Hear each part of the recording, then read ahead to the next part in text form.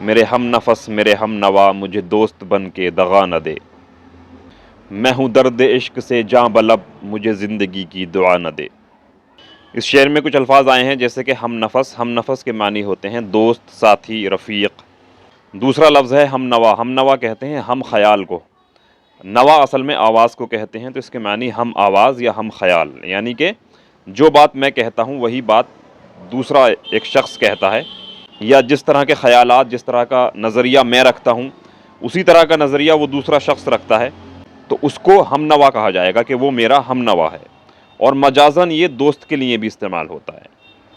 تیسرا لفظ ہے جاں بلب، جاں بلب کہتے ہیں جیسے کہتے ہیں نا عام زبان میں کہ اس کی جان لبوں پہ ہے، یعنی موت کے بالکل قریب ہونا، جان لبوں پر ہونا، اس کو جاں بلب کہتے ہیں۔ تو شاعر یہ کہہ رہے ہیں کہ اے میرے دوست، ہے میرے ہم نوا، میرے ساتھی، تو میرا دوست ہو کے مجھے دغا نہ دے، یعنی مجھے دھوکہ نہ دے۔